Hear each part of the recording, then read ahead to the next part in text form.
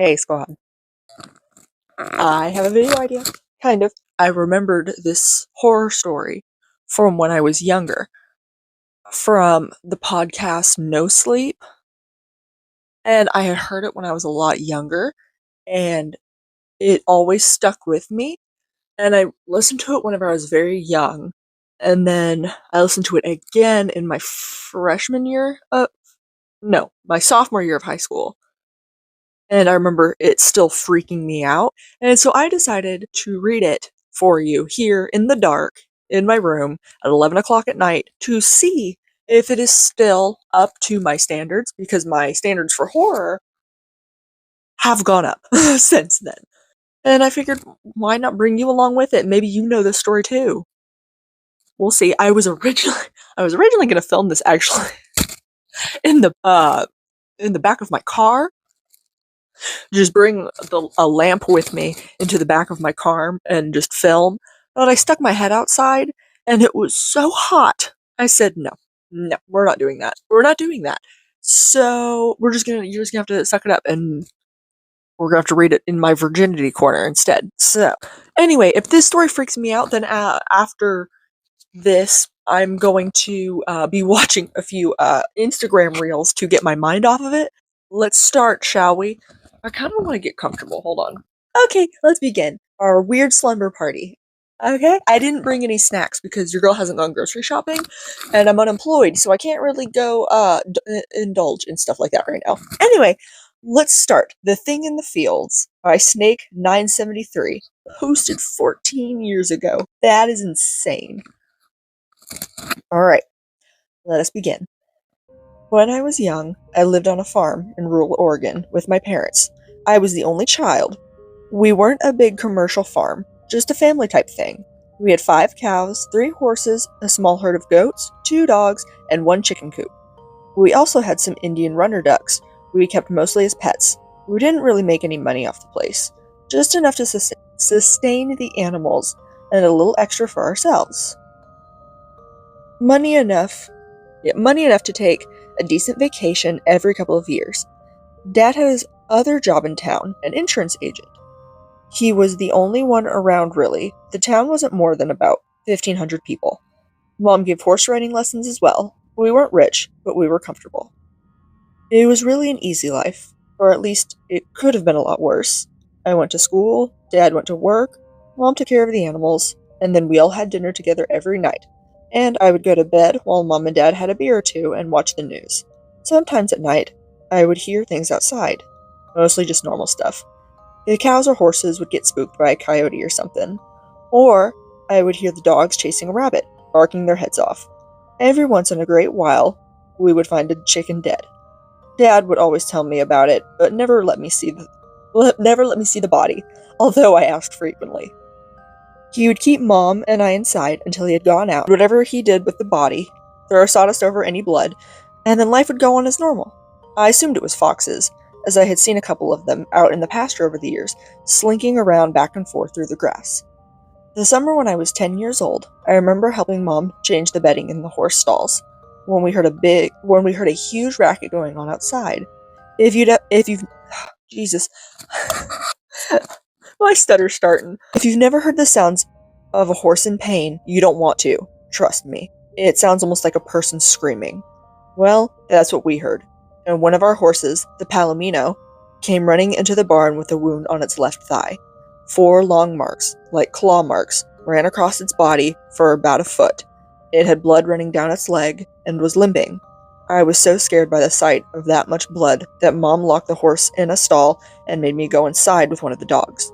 She told me to lock the door and stay inside until she came in to get me. I did. Eventually, Mom came inside and told me that the horse had hurt itself on the barbed wire that ran the perimeter of the pasture. We owned more land beyond that, but it was mostly forested. Okay. I guess I believed her at the time, but at dinner that night I noticed Dad was being particularly quiet, and Mom was talking a lot more than she normally did. She was being really animated, and I noticed that Dad had gotten his rifle out and set it by the back door. Usually he only did that when the coyotes had been acting up. Before we go any further, I want to say that the reason this story scared me so bad when I was little was because we lived out in the middle of the woods. We lived, our house, and then we kind of had like a pasture situation, and then we had the forest beyond. And so I always imagined that whenever this story happened, and it scarred me. Anyway, sorry to interrupt. I'll keep going. That night, I went to bed as normal, but I had trouble falling asleep. I turned on my desk lamp and decided to read comic books until I got tired. I have a very vivid memory of reading Uncanny X-Men and hearing the back door open. Looking out, I could see my dad by the porch light, lighting a cigarette and holding his rifle under his arm. He started walking over to the driveway and then turned to follow the fence line. I couldn't sleep until I knew Dad was back safe. I kept coming downstairs with the excuse of getting water to see if Dad was back in the house yet, and each time all I saw was Mom sitting on the couch in the living room, staring at a blank TV screen and looking worried, sighing occasionally. Eventually, about 4 in the morning, I think, Dad did come back, and I was so tired and relieved that I fell asleep as soon as I knew he was home. He never told me what he did that night, but I never thought to ask. 2 months later, I was back in school. It rains a lot in Oregon in the fall, and this day was no different. All I could hear from my bedroom was rain hitting the ground and the aluminum roof of the chicken coop. There was light thunder in the distance, but it was slowly getting closer. I thought I heard a coyote yapping out around the garage, or it could have been one of the dogs. I looked out, straining my eyes to see whatever there may have been. In a brief and distant lightning flash, I saw something. It looked almost like a person, but hunched over and with a long torso. It was tall, taller than Dad, who was a good 6'4" at least. I had just barely caught a glimpse of it near the side of the garage. Then the light faded, and I didn't see it again that night. I don't feel that sickening drop in my chest that a good horror story. I don't have that yet, but it's just like, ew, ooh. There was another dead chicken the next morning, the third in just as many weeks. I told Dad what I had seen the previous night. The color went out of his cheeks momentarily, until he told that the storm must have been playing tricks on me. I accepted that. 4 months after that, we lost a cow. It was in the middle of the night, and we all woke up at the same time. There was a lot of noise in the pasture, but only briefly. The cry of a dying animal, and a primitive, guttural yell that I had never heard before. Dad rushed up to my room. I could hear him running up the stairs to my room. He had his rifle in hand and opened my door. He saw I was awake and told me to stay inside no matter what, and try to go back to sleep. I don't think I have to say that sleep wasn't really an option any longer, but I did stay in my room, with a blanket held tight around my shoulders, and staring out the window. Probably about 10 minutes later, I heard gunshots in the field.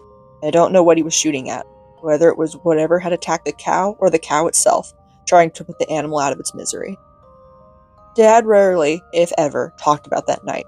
I later found out that he had gotten to the cow only to find it ripped open on the ground, bleeding out from its torso.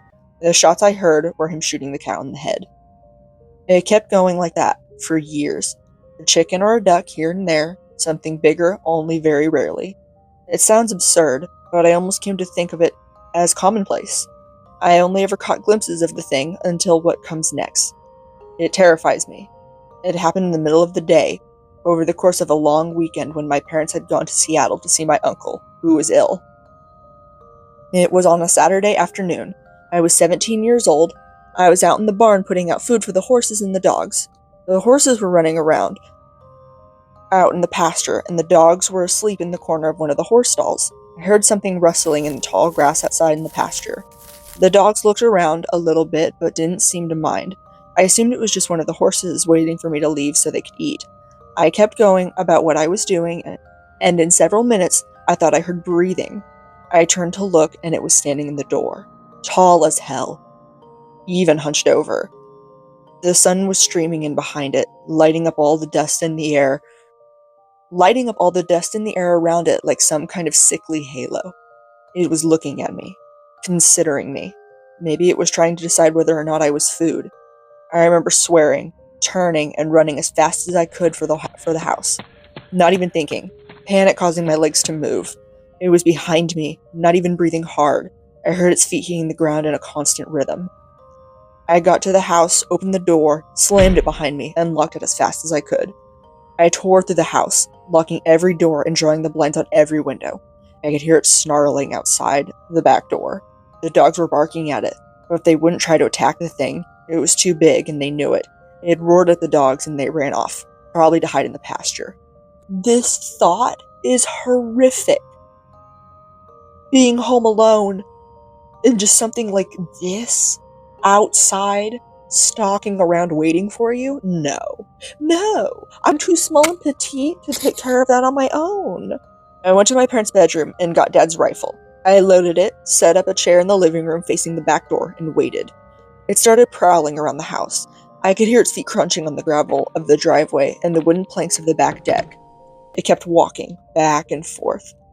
I thought about trying to look around a window to see it, but I was too scared. Eventually, after hours of hoping it would go away, the sun went down. I turned on all the outside lights and went up to my room. I opened my window with a rifle in my hands, hoping to be able to pick the thing off from above. I saw it lurking just beyond the glow of the porch light. It had long, sinewy arms and walked on bent knee. It was by the chicken coop.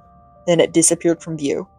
I heard the chicken squawking and screeching. The thing reappeared with a dead, bloody chicken in its hands. It bit off one of the wings with jaws that were dripping with slime and drool and let the dead bird drop to the ground at its feet. Then it looked at me. Bean? I just heard something clunk outside. Just like big. He might have been jumping off of something. He does it a lot. That was not cool. Not cool. Its eyes made contact with my eyes. It turned away again, back to the chickens. It came back with another bird, mutilated it in front of me, and dropped it. It went back again and again. I should have taken a shot at it, but I was astounded and confused, trying to figure out what it was doing. Then it hit me. It was a show of power. It was showing me that it was stronger than me, that it could do whatever it wanted to, because I couldn't stop it. At the same time, I felt powerless and sickened. Powerless because what it was saying was true. If it was just that thing in me, I wouldn't stand a chance. Sickened because I realized what kind of intelligence it would need to be able to convey that message. The thought shook me out of my stupor, and I remembered the rifle at my side. It was heading back to the chickens, and I decided that when it came back, I would take my shot. It strode back to the porch, almost arrogant, walking on bended knee with those arms so long that the chicken was nearly dragging on the ground. I raised the... Okay. That is one of my things that gets me, is a lot, like, features that are a little bit not right. If I were in this situation, I'd be calling everybody. I'd be like, you want to throw a party at my house? Everybody get here. The police, the firefighters, everybody come on. Let's go. It raised the body to its mouth, and just as it was about to put the chicken's head inside, I squeezed the trigger. The crack of the gun echoed in the now shattered quiet of the nighttime standoff, and I heard it howl. A painful, loud, startled howl. I had hit it on the outside of the shoulder. It ran off into the night. I never saw it again. It was still out there, though. It still killed chickens and other things, more often than before. I'm writing all of this now because my parents died 3 weeks ago. They were killed in a collision with a drunk driver. He survived. They left me the farm, and I intend to live here with my own family. I'm 32 now, and I work for an Oregon Fish and Game office in Salem. I am married to a wonderful woman named Stephanie. We have one son, Zachary, who is 4 years old. We are expecting a daughter in 4 months. I have come to the farmhouse alone today. I told Steph that I just wanted time alone in my parents' house, to deal with some emotions. She was very understanding. I have come back to claim what is rightfully mine. I have Dad's rifle next to me on the table, and it is almost dusk. I have also brought several portable halogen lights to set up around the house, and my own shotgun. I'm borrowing a handgun from Joe, a guy at Fish and Game who I work with. When I am done typing this account of my memories, I will print it out and leave it on the dining room table, along with my wedding ring and my key to the safe deposit box where my will is kept. Everything is loaded and ready. Hopefully I will return here to collect these things, and nobody will ever know I wrote this. Steph, in the event that you are the unfortunate soul to find this, which I'm terrified to think seems a likely outcome, the thought of you having to go on alone hurts me more than anything in the world ever can. I know that I love you more than anything, and I hope you understand that I am doing this to keep you safe. Zachary, I love you and can only hope you grow up to be a good, kind-hearted, and strong man like your grandfather was. To my unborn daughter, if I don't live long enough to meet you, it'll be the single greatest regret of my life. Tell the police, tell Fish and Game, call Joe. He's one of the few people who knows about this. Make the situation known. Eventually someone will kill it, even if it isn't me. Goodbye for now. Okay. I would say, out of scaring me, it would be a solid 7.5 out of 10. It got me. Because again, I don't like elongated limbs. The thought of it, but I always envisioned it as almost like a werewolf kind of situation. Like a wolf. Like big and long and hunched. Where if you see it just right, it looks human, but it's definitely animalistic. Yeah, 7.5 for scare, 9 out of 10 for writing. I liked that. I did. I kind of want to read. But again, this is the story that, as a child, scared the crap out of me. I was like, oh my god, that could be me. And it's like, girl, no, your parents aren't leaving you alone overnight. They wouldn't do that. There was another one I was gonna see if I want to read this one just because I really like the formatting and how it's written. I don't know if this is a popular one. It might be. I might just be stupid. I found a USB stick / the long face. About a week ago, I found a USB stick on the way to a PC repair business where I work part-time, and it looked really standard, just a small metal box. I only saw it because the sun reflected off the case. For a second, I thought that the pavement had just erupted into light. Anyway, I decided to take it to the police station after work, but of course, because I work with computers, the temptation to look at the contents was too much.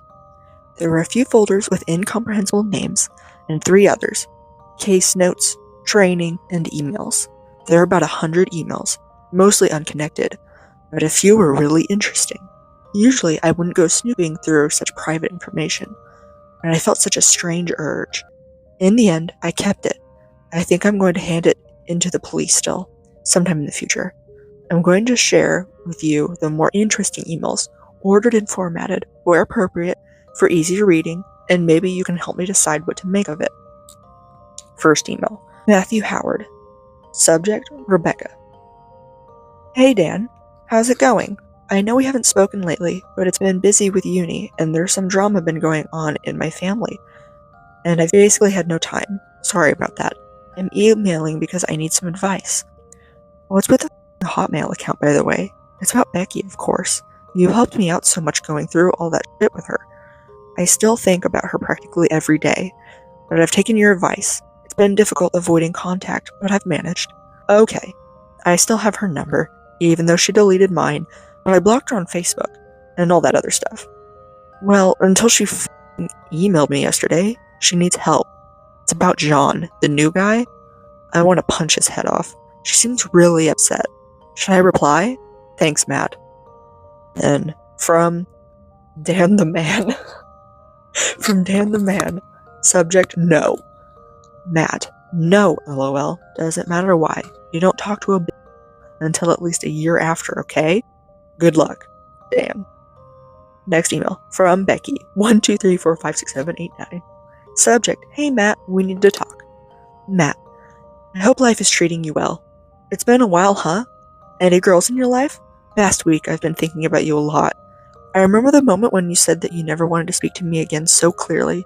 I didn't mean to hurt you like that. I know my old address is blocked. I made this one to contact you. If it's okay, can we talk?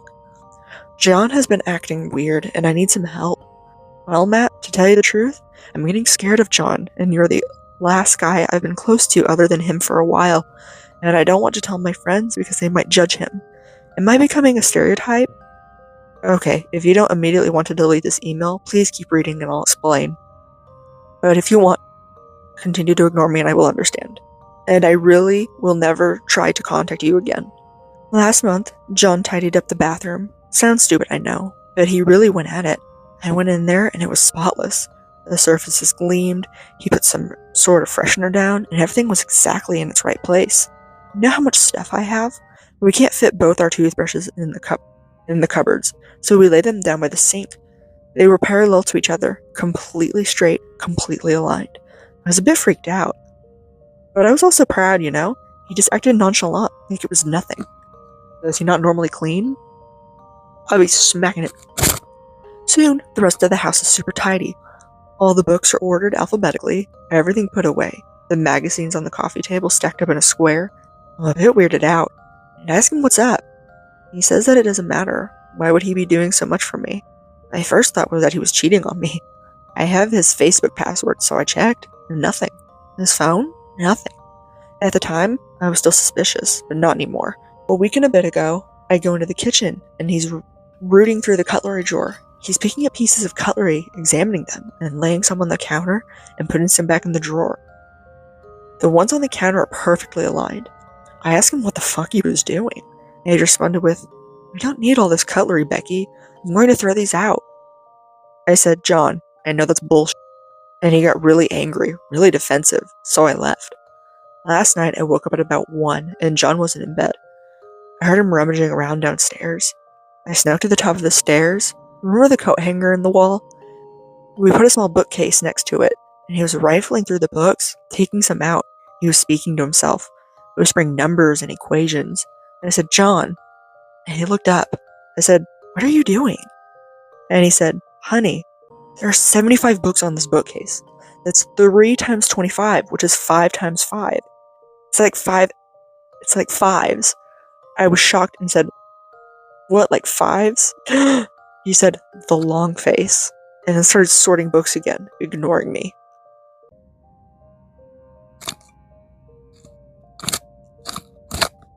Oh, ew! Oh, kick him out. Like, you're sleeping on the porch. I guess his behavior over the past month got to me, and I snapped. I ran downstairs, shouted at him, and tried to put some of the books back on the bookcase. He grabbed at me, Matt. He fucking grabbed at me. I couldn't move, he was so strong. He pulled his free hand back, and I thought he was going to hit me. He said very carefully, very slowly, "This bookcase needs 49 books, 7 times 7. It doesn't like 7s. It likes 5, okay? I'm going to have to train you up." I was so scared, I ran out of the house. Wow, that was longer than I thought. I'm staying at Alex's right now. Can you come over? Even if you can't help sort this out, talking would be great. Hope to see you soon, Becky. I hated that. People doing unexplained weird shit, just not giving you an explanation for their weird shit, gives me... Okay, next email. From Matthew Howard, subject, "I don't care, I'm gonna do it. Dan, I've thought it through, and I'm gonna talk to her. I don't care what you think. Matt." Next one, from Matthew Howard, subject, "Holy shit, it's worse than I thought. Dan." Sorry about being a dick in that last email, Dan, but I think I still love her. But listen, shit has really hit the fan. At this point, I just need someone to tell. I went around to Alex's. Becky is staying there, and as soon as I knock on the door, she flies out and gives me the strongest hug I have ever felt. Her face was so red, I think she's been crying nonstop since she left her house.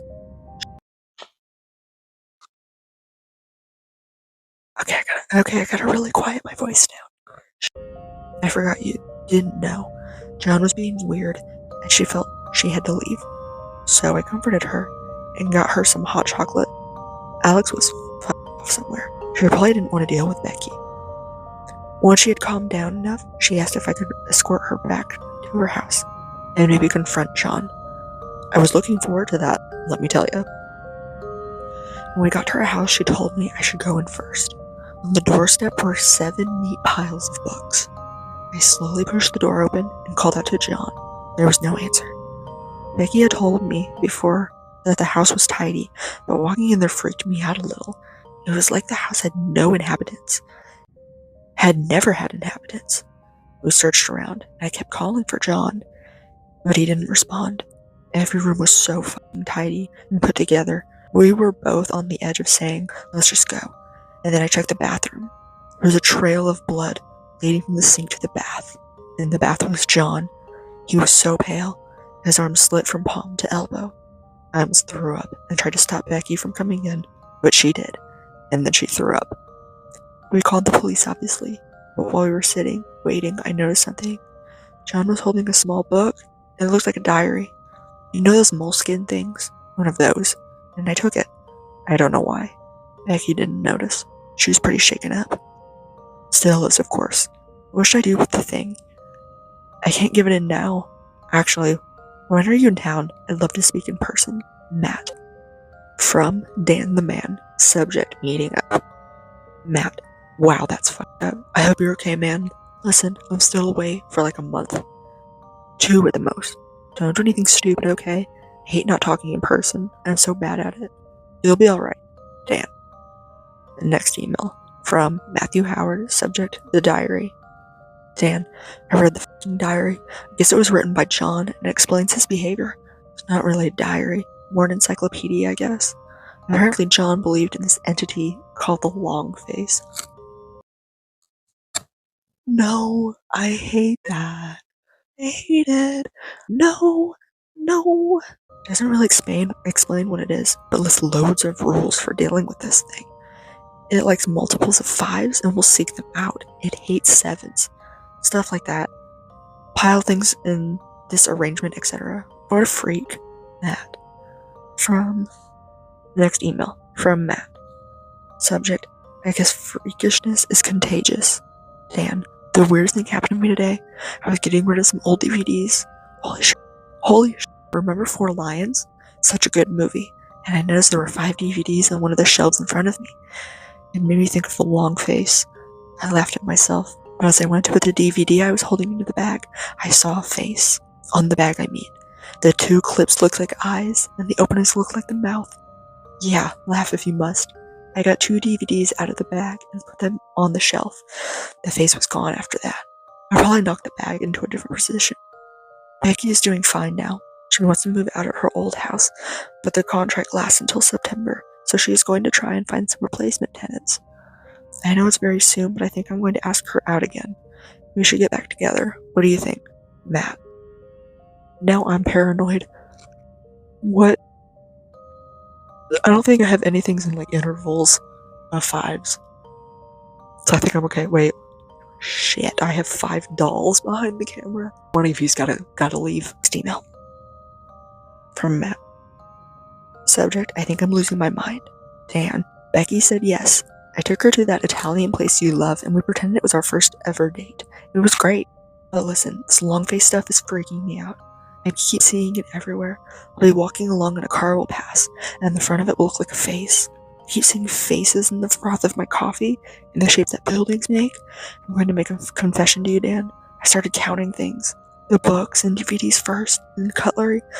I think it's because I heard that John counted this stuff too. Everything has to be in multiples of 7.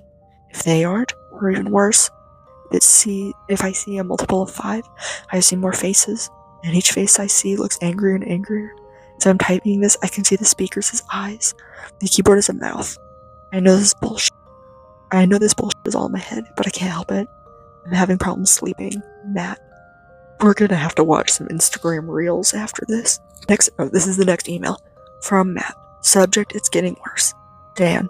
You know that drawer that everyone has, filled with all this shit in your house that doesn't have anywhere else to be? Well, it's been driving me crazy. I know if it's safe. What? Now I'm losing my mind. I swear these letters just changed up on me. I can't know if it's safe if I don't tidy it. Okay. Matt. From the next email, from Matt again. Subject, Becky, sad face. Hey Dan. Becky caught me putting all the screwdrivers from the drawer in size order. She left, Dan. She left. Matt. Yeah, I don't fucking blame her. I'd be gone so fast. Next email. From Matt. Subject, why aren't you replying? Hey Dan, I was walking to work today. Oh my gosh, he's like mistyping.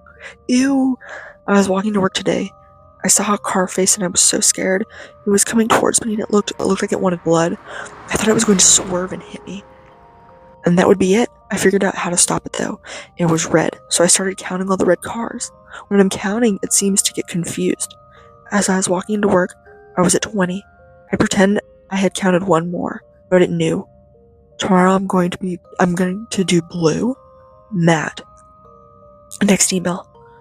From Matt. Subject, I just want this to stop. The next email from Matt. Subject: why did I read the book? People need to be trained to reply. To reply the long face. They need to know. But why me? Next email. Matt again. Subject: I counted the pages in the diary. 125. 5 times 5 times 5. Maybe the long face wants us to read it. What if I miscounted? 126 is a multiple of 7. I'll do it again. Next email. Matt. Subject: we had a good one. Dan, I'm going to burn the book, Matt. If no one can read about this, maybe whatever fucking evil it is will dissipate. Hopefully my emails haven't been enough to trigger it for you. Don't come over, Dan. We're no longer friends. Matt. The next one. From Dan the Man. Oh, subject: I'm coming over. Matt, I'm back in a week. I'm coming over. Why the fuck haven't you answered your phone? Dan. And that's it. There are no more emails by Dan, Matt, or Becky. I've thought about it for a while, and I reckon something happened to Matt. I don't know whether he succeeded in burning that journal, or what might have happened to it if he didn't. Something must have got him. I keep thinking about that last email. Why wouldn't he answer the phone? Edit: I tried to contact these people. It was a bad idea. Removed for your safety. I hate that. Oh, I hate it so much. Oh, I hate it. I'm running to Instagram so fucking fast right now. First scare, that was a solid. For writing, that was phenomenal. 10 out of 10 writing. Very well done. Actually sick to my stomach a little bit. I don't like elongated anything, really. I need my headphones to watch Instagram Reels, and I fucking left them out in the living room. I'm like, okay, I got my headphones. I'm just gonna click on Reels, and we're just gonna watch random ones together, okay? I got so scared that I got hungry. Sorry that it's so, grainy. You can see the grain. Get over it. What is that?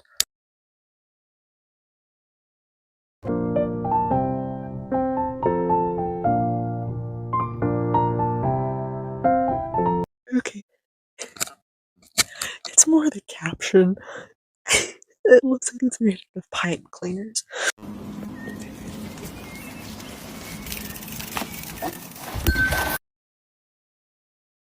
I need something diabolical. I wanted to join the military,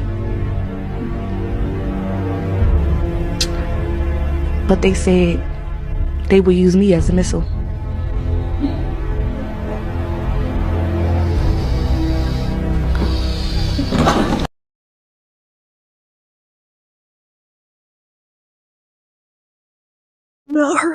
Not her hitting the pose. That was good.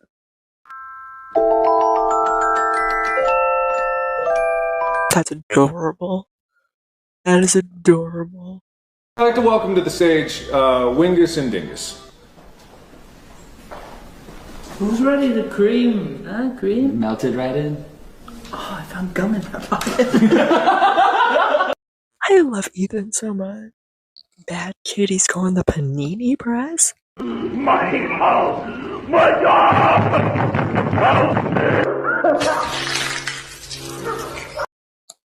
Is that how they take care of cats? That's awful. What do you think, Kim? How were they? I love cats.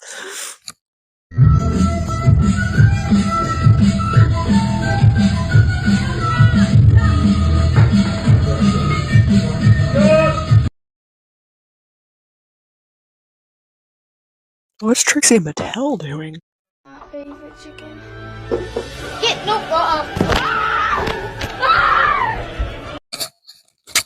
I've been there. I was minding my own fucking business. I was trying to go to the chicken coop, and I got cornered by the rooster, and he started attacking me. This rooster was as big as I was. Are you hoping for food? Okay. Thank you.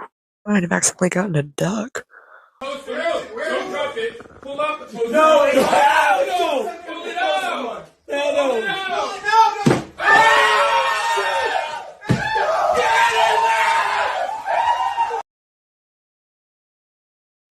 That'd be me. That would absolutely 100% be me.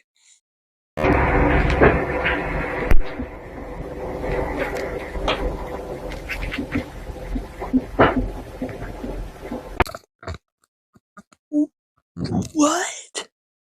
How do cats manage the things that they manage?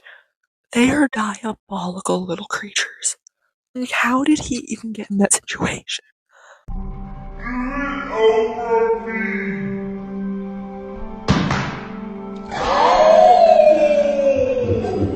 I love it when kids get hurt. I don't feel bad. They're little assholes. I don't care. One more.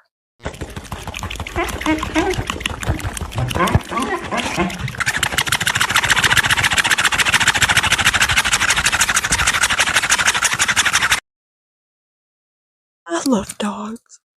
Like, how is your brain? Well, I guess you would have to have one for it to be dislodged.